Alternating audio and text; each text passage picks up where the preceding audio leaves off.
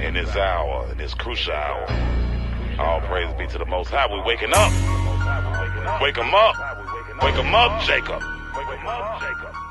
Yeah. Tell you what my life like.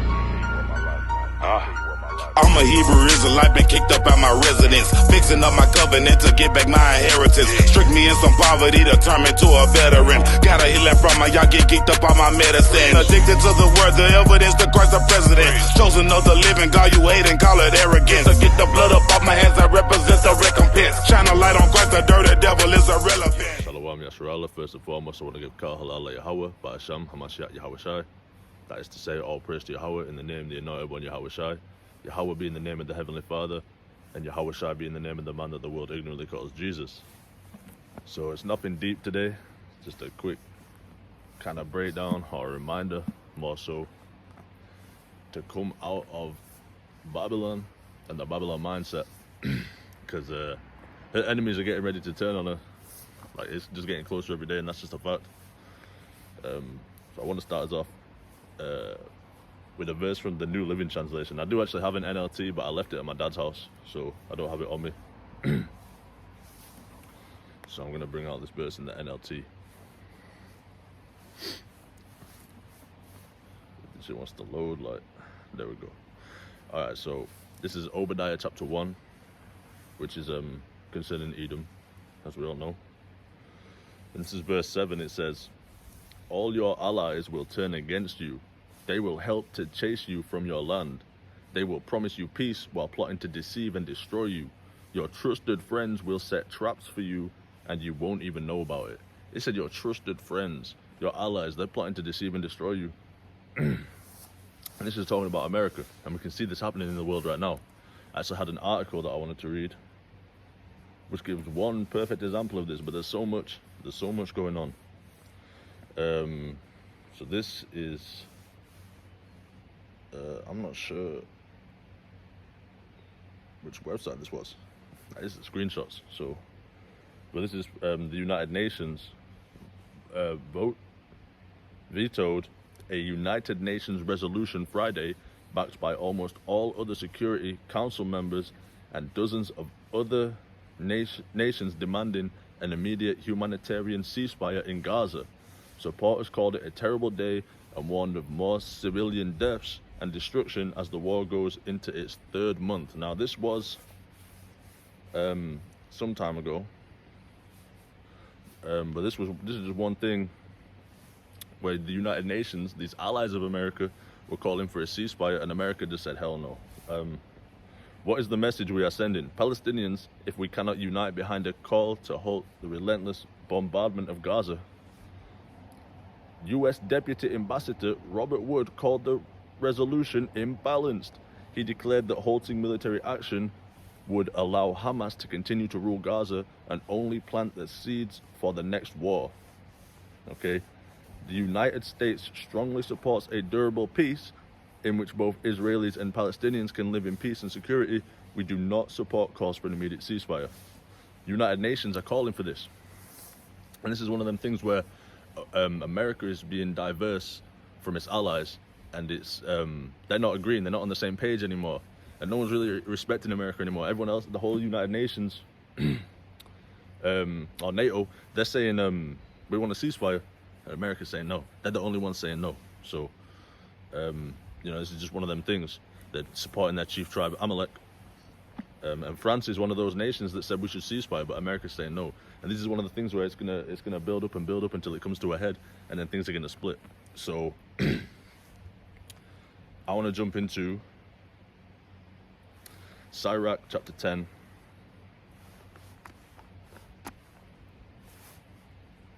Just right quick.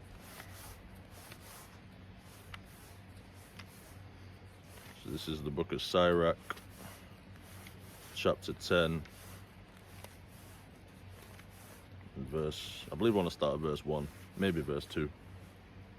Sirach chapter 10.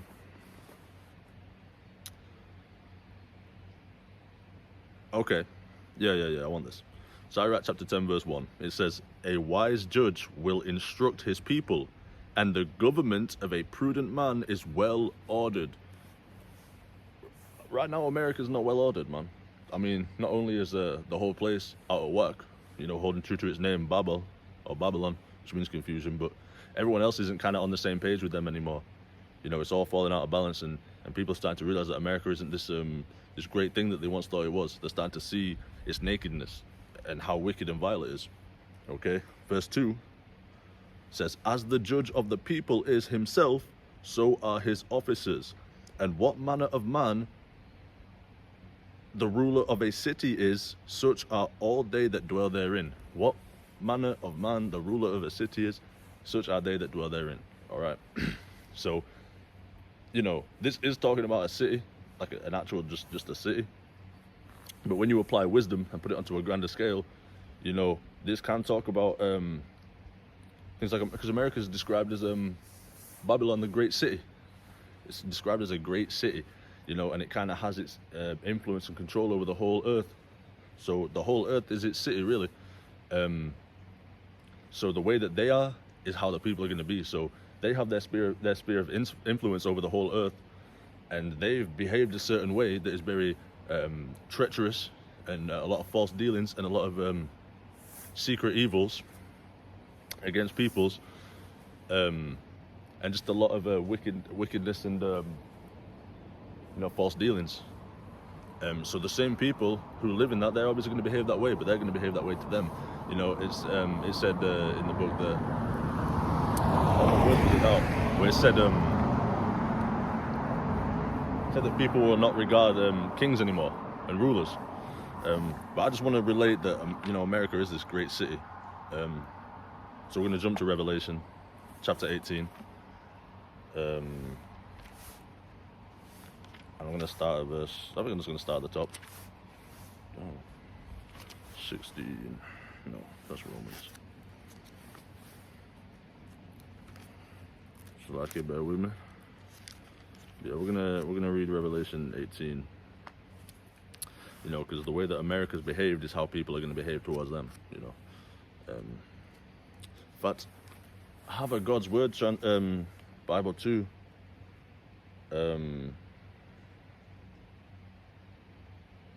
But I left that at home as well, at my dad's house. So it's Obadiah in the GWT, the God's Word translation. Okay. What is this? What are we doing here? Hold on, Salakia, bear with me. Obadiah 1 GWT.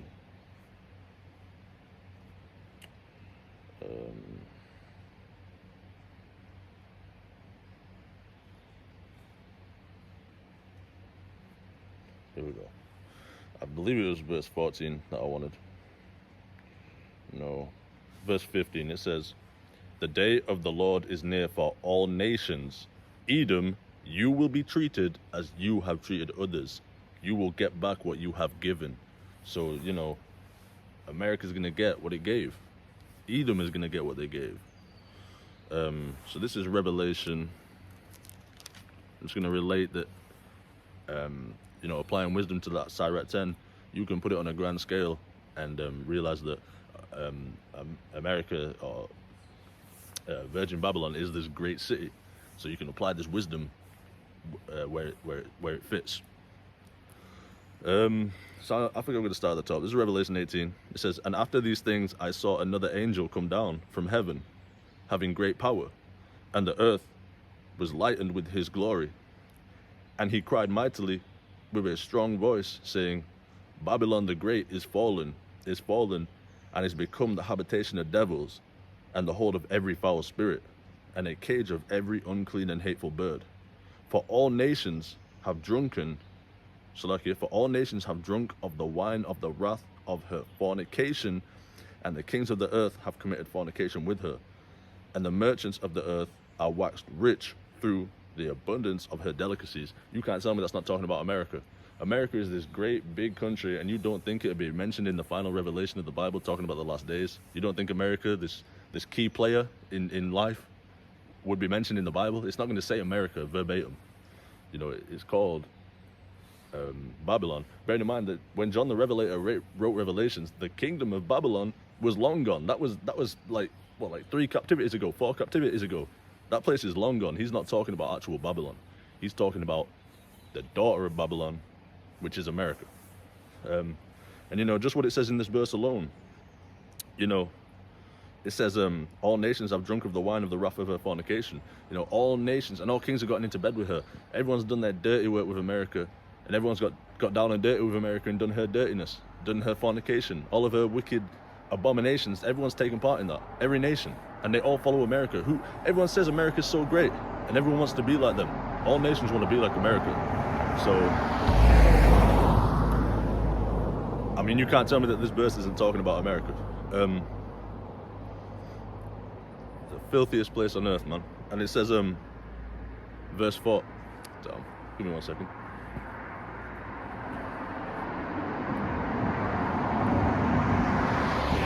It says, verse 4. And I heard another voice from heaven saying, come out of her, my people, that ye be not partakers of her sins, and that ye receive not of her plagues. Okay? Saying, come out of her, my people. Now, obviously, for example, our brothers over in America, most of them, they can't physically come out of America. So you've got to spiritually and mentally get out of that, of America. And for us brothers over abroad from there, we have to take our mindsets out of the American mindset that's been perpetuated throughout the whole earth, after everyone followed after this great beast. You know what I'm saying? So we have to mentally and spiritually separate from this wicked kingdom. It says, you know, so you don't partake in her sins, don't get down and dirty like she does and do the things that she does. It says that ye receive not of her plagues. You don't want to get the things that she got. You know, you need to come out of her. You need to come out of this great city spiritually. Physically, what did Lot do? What did the Most High command Lot to do? Get out of Sodom and Gomorrah before I destroy that place. Don't partake in their sins. Don't receive of their plagues. Get out of the city. All right. I'm going to jump over quick time to 2nd Ezra. Okay, because we're going to have to physically do this too. After we've spiritually prepared ourselves, we're going to have to physically get out of these places, man. You know, you might not be able to get out of the whole land, the whole country. You can damn sure get out of the populated areas. This is 2nd Ezra chapter 16. I actually wanted the other page, I think. No, and verse 40. Do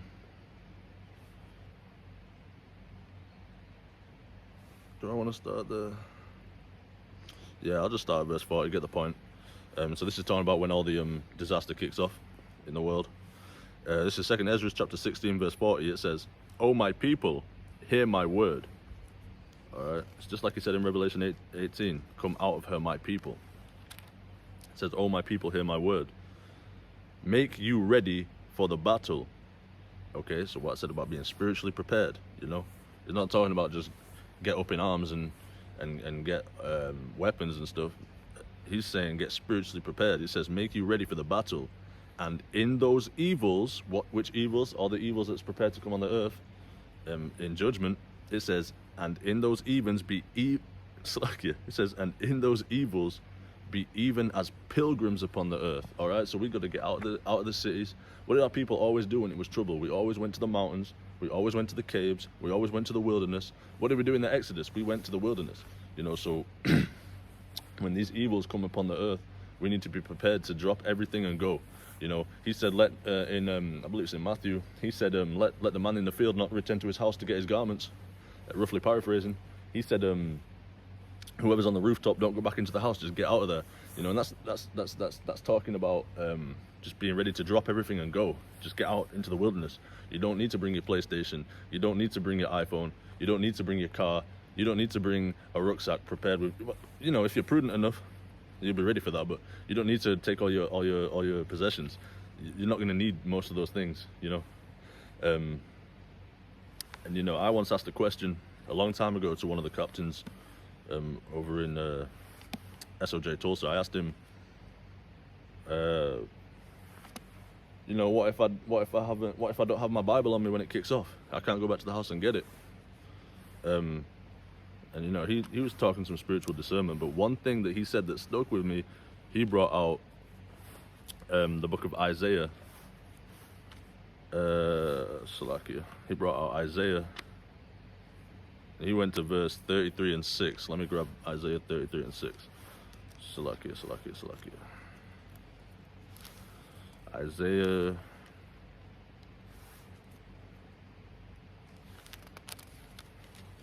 Isaiah chapter 33, verse 6. It says, "And wisdom and knowledge shall be the stability of thy times, and strength of salvation. The fear of the Lord is his treasure." Salakia. So it said that wisdom and knowledge shall be the stability of thy times, and strength of thy salvation. You might, that's why we really need to study, because you might not know, like I said, what if I don't have my Bible when it all kicks off, and I need to know when a certain feast day is, how to tell by what moon phase we're in, what day we're on, and what and all these things. You need to be pre-prepared. You need to make yourself ready to the battle spiritually. You need wisdom and knowledge shall be the stability of thy times. Let me grab 1 Timothy. It might be 2 Timothy. I'm pretty sure it's 1 Timothy. Let me grab 1 Timothy. These epistles are real small, so it's gonna, yeah. I believe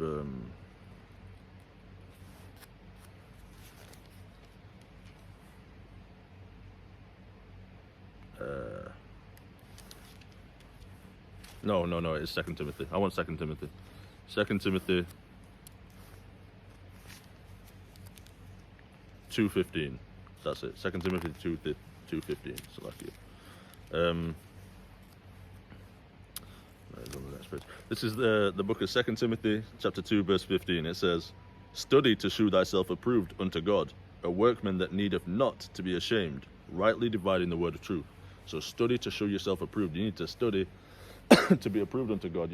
When you don't have your Bible with you, let's say, but you need to know how to read the moon, to know which day of the month we're on, to be able to keep the Passover on the 14th, after the 14th sundown. You need to study to show yourself approved. You need wisdom and knowledge to be the stability of thy times and strength of thy salvation. You need to be made ready for the battle. But let's get back to Revelation 18 though. Salakia.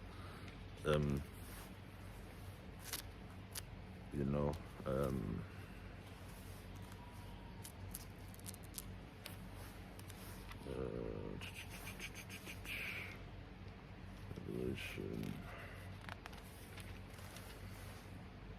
18, and we was on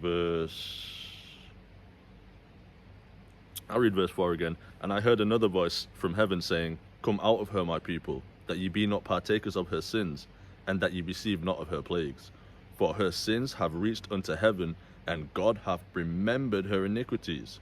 Salakia, reward her even as she rewarded you, and double unto her double according to her works, in the cup which she hath filled to her double."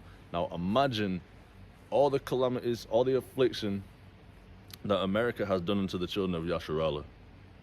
Imagine double that. You can't picture that. Imagine double. The way that she did us so dirty. For hundreds of years she did us so dirty. Imagine that double times 2. That I can't even picture that. That's gonna be crazy. So you don't want to be partakers of that sin. You don't want to receive those plagues, because it's gonna be really bad. Let's have a look. Verse 7. "How much she hath glorified herself." And I always think about how America's the greatest country in the world. They always fancy themselves to be something special. They think that nobody is better than them. America really think that nobody is better. It says, "How she hath glorified herself." They really think that they're the greatest place on earth, and they're untouchable. And it's going to get into that. It says, "How much she hath glorified herself, and lived deliciously. So much torment and sorrow give her, for she saith in her heart, I sit a queen, and am no widow, and shall see no sorrow." Now what that means is talking about how America has never been invaded. It's never really had a war on their soil. Ever since they were established as a nation, it's never been a war on their soil, a foreign war. And they don't think they can be touched. It said, "I sit a queen, I am no widow at all, and have no sorrow." It said, and shall see no sorrow. They really think that they can't be touched. This is the pride of thine heart. It says, the pride of thine heart hath deceived thee, thou that dwellest in the clefts of the rocks. I believe that's in Obadiah, but it might be Isaiah 14. But they talk about similar things. So, this is verse 8. Therefore shall her plagues come in one day, death and mourning and famine, and she shall be utterly burned with fire, for strong is the Lord God who judgeth her. Utterly burned with fire. What is that talking about? These missiles that are getting ready to rain down on America because all of her allies are turning against her. People are turning against America, and they're going to rain down missiles. I mean, you can see war brewing. It's already kicked off in the East. You think America can't get some too? Of course they can, and they're going to. That's what this fire is. That's them getting utterly burnt with fire. That's these missiles coming down and destroying America. It's going to happen. It's prophecy. If you like it or not. You know, this is just going to happen, so you need to be prepared. It says, therefore shall her plagues come in one day, death and mourning and famine, and she shall be utterly burned with fire, for strong is the Lord who judgeth her. And the kings of the earth who have committed fornication and lived deliciously with her shall bewail her, and lament for her, when they shall see the smoke of her burning, standing afar off for fear of her torment.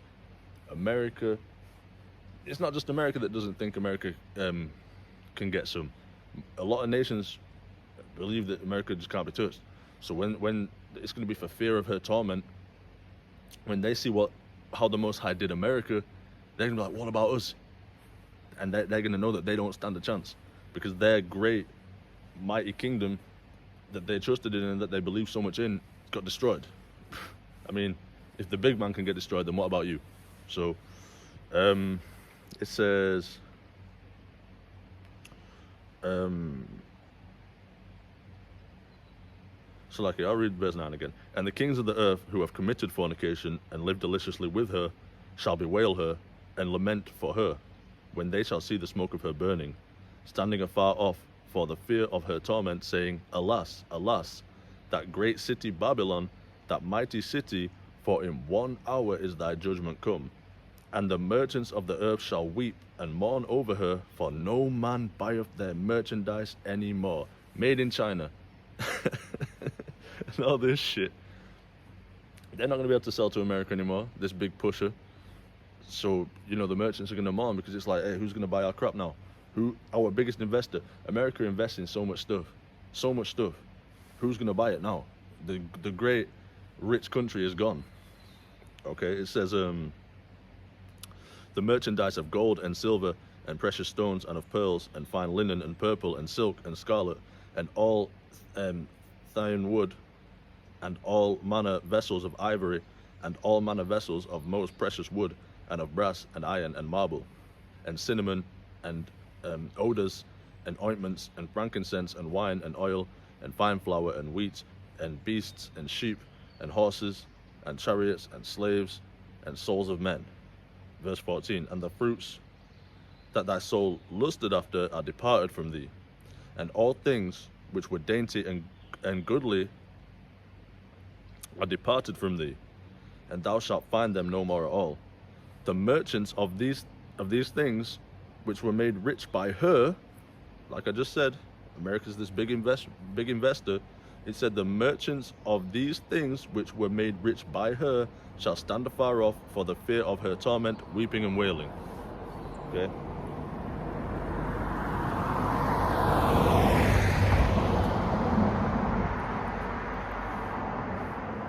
This is verse 16. It says, and saying, Alas, alas, that great city that was clothed in fine linen and purple and scarlet and decked with gold and precious stones and pearls. For in 1 hour so great riches is come to naught, and every shipmaster and all the company in ships and sailors, and as many as trade by sea, stood afar off and cried when they saw the smoke of her burning, saying, What city is like unto this great city? America being compared to a city. So remember what I said in Sirach chapter 10. When you apply wisdom and put it onto a grander scale, you can see how the nations are turning on her. Because as she is, so are they. If she's going to do people dirty, eventually they're going to do her dirty. It's just the way it is. You reap what you sow. We all know this. This is not a secret. Even the world knows. Even worldly people who don't know the truth know this. They know that what you put out, that's what you get back. They call it karma. Even though that's some crazy stuff, but the basic principle is there. What you put out is what you're going to get. So America's got some serious trouble coming her way. Everyone knows that. If you can't see it by now, and I said everyone knows that was a blunder, because not everybody. Some people really don't think it's gonna that America can get it. But yeah, the point being, it said that great city, you know, and I think that's all I want here. Yeah, that's actually all I want here. But I do want to get Revelation 17 and 1 right quick. Oh, well, starting at 1. That's way too far back, so lucky. Hold on. I do actually want to get Revelation 17. That's 16, 17. Just to prove another point, but I think I want verse 7, so no. 17, it might be verse 14. No.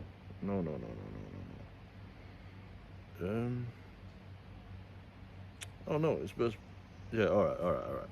Revelation 17, starting at verse 1, it says, "And there came one of the 7 angels, which had the 7 vials, and taught with me, saying unto me, Come hither, I will shew unto thee the judgment of the great whore that sitteth upon many waters." Just relating once again that this is talking about America. It said the great whore that sitteth upon many waters. Sitting upon many waters, what does that mean? She dabbles in everyone's business. Joe Biden said to, I think it was the president of Uganda, they were trying to write a bill that basically outlawed homosexuality, and you could be put into prison for homosexuality. And Joe Biden said, if you do that, then we're going to give you, we're going to put sanctions on you. Joe Biden, all the way in America, is getting his paws on the business of an African nation, all the way over in Africa. He said, if you do that, we're going to put sanctions in place against you. That's how this great whore sits on many waters. She's dealing with nations all the way across the world, sitting on many waters. She's got her own land, but she's sitting over here too, over on these waters. That's what this is talking about. So this is how you know this is America. What other nation? Like I said earlier, America is such a key player in the last days, such a big nation, and you think it wouldn't be mentioned in the Bible. Like I say, it's not going to say verbatim America, obviously not. But if you don't think this is talking about America, then who is this talking about? You know what I'm saying? I do want to jump back to,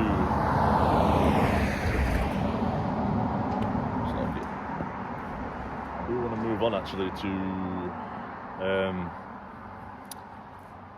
because I made a point that you know, John the Revelator, when he was writing this about Babylon, or the daughter of Babylon,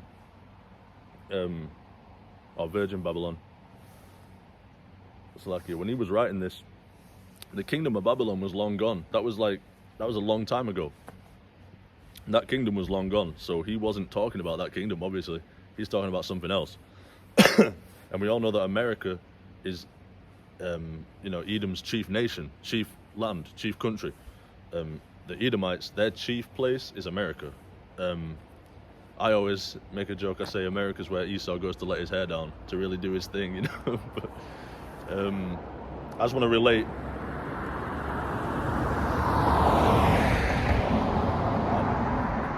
I just want to relate that, you know, we had the kingdom of Babylon, and then some time passed, and we're in the Roman Empire now, when John the Revelator is writing about a next Babylon in the last days, which you could consider the daughter of Babylon, right?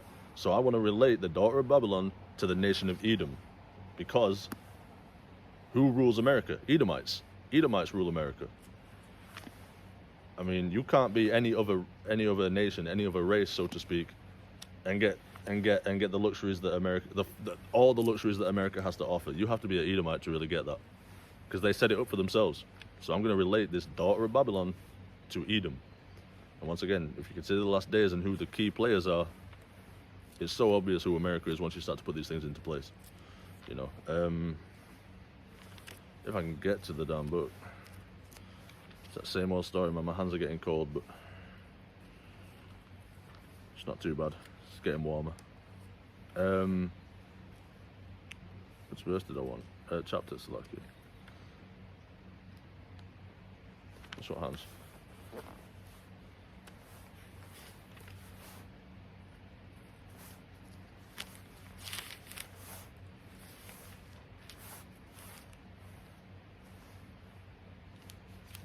close now. This is the book of Psalms, chapter 137, starting at verse 8. No, the book of Psalms, chapter 137, starting at verse 7. It says, "Remember, O Lord, the children of Edom in the day of Jerusalem, who said, race it, even to the foundation thereof." Now, race it means destroy it, utterly, completely wipe it out. That's what Edom was saying. They were saying completely destroy it. It said the children of Edom, the Edomites, right? Watch this. "O daughter of Babylon, who art to be destroyed, happy shall he be that rewardeth thee as thou hast served us. Happy shall he be that taketh and dasheth thy little ones against the stones." Okay, it's talking about the children of Edom, and it immediately said daughter of Babylon. The daughter of Babylon, or mystery Babylon, or the great whore that sitteth upon many waters, is America. Okay, and like I said in the beginning, and like the main point of this was, the main focus, America's allies are getting ready to turn on her. You just need to, you can see it. Just keep your eyes on the news, be a watchman, and watch out. You can see all these nations preparing to turn on her, and it's going to be bad. It's going to be bad. So, like it said in Revelation 18, verse 4, what was it, verse 5? It said, "Come out of her, my people." You know, spiritually, come out of her, so we can physically get out of here, and you know, have our kingdom, you know, under Yahawah, Yahawashi. And with that, we're going to give Kal halal la Yahawah, sham, Hamashayach, Yahawashi, Shalom.